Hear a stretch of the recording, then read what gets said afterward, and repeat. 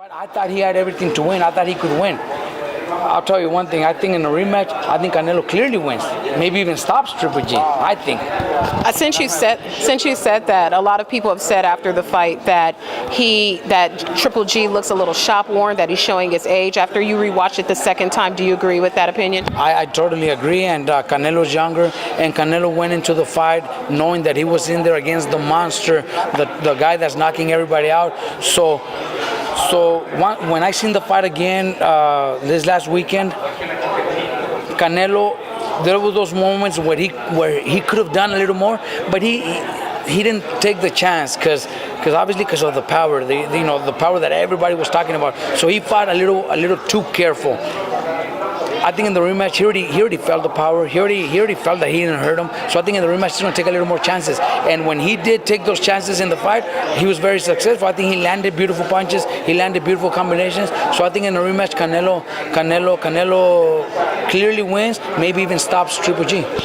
Robert, if you could pick some guys from your camp to prepare Canelo for the rematch, who in your camp would you prepare? To prepare Canelo against Triple G? Mm-hmm. Oh man, at 160, I probably don't. You know what? Actually, Misael will probably be a good one because Misael is a fighter that moves around and boxes, so he's a possibility. But I think I don't have them anymore, but they'd probably be better off getting some of those guys that I had in Oxnard. There's some tough, strong guys that I had in Oxnard that now Marcos Contreras, my assistant, who now trains all those guys, he has 3 or 4 guys that would give Triple G or even Canelo great sparring because those guys are strong, they're solid, they're fast, and they could fight. My guys in my gym are all either 140 pounders to flyweights, 105. I have 105 pounders. I don't have anybody that big except for Misael. And Misael would probably give them good rounds, but not the rounds that Triple G needs. A fighter like Triple G also needs the tough 10, 12 rounds of sparring, and Misael can't give them to him right now. He'd probably be able to give maybe 4 or 5. That's it. Mikey. And I know Linares already accomplished so much that he would love to get a win over Mikey, and the fight here in Southern California would be unbelievable. I think that would be one of the next super fights. It would be huge here in Southern California.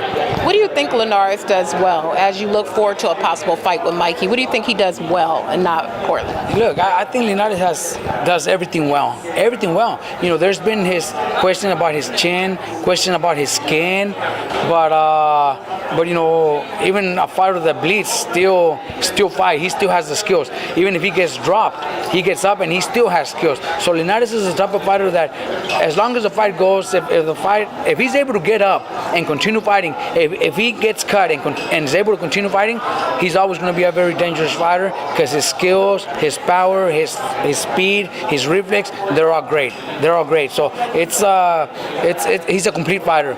So it's not an easy fight for nobody, not only Mikey. Robert, you smiled when you thought of the idea of a fight between Mikey and Lomachenko. What were you thinking just now when you thought about it? Honestly, I know a lot of people think the opposite, but I think it's an easy fight for Mikey.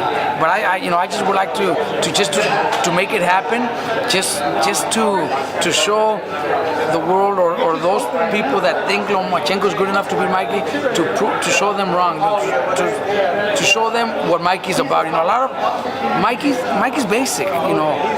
He's a basic fighter, and if you see him train or spar, you don't really see anything special. But when you're inside the ring against Mikey, it's totally different, and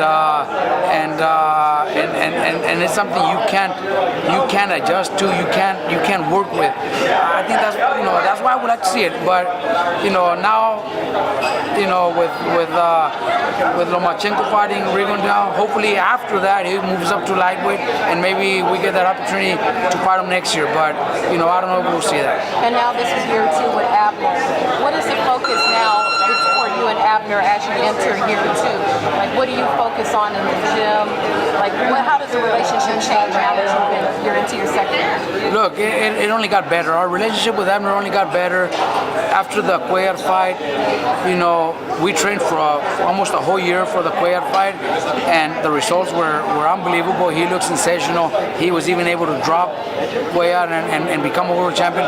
So our relationship became even stronger because now he knows I was right. Everything I was telling him was right, and everything he did it without a problem.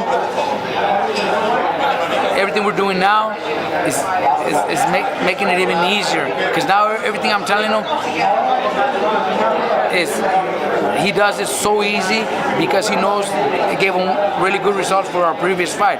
We've been training almost all year, you know, for this fight, which we thought it was going to be against Leo Santa Cruz. So we're ready to fight Leo Santa Cruz October 14th. Even though we have a different opponent, we're still training the same. We're still sparring the same because that's what I want him to continue doing until he fights Leo Santa Cruz, which could be sometime early next year. So I'm not looking past Gutierrez, but the same kind of fight that we're gonna see against Gutierrez is the same type of fight I'm doing against Leo, and it only gives me 4, 5, maybe 6 months more to get him even more prepared. What did you think of one of the youngest champions in the division, Oscar Valdez?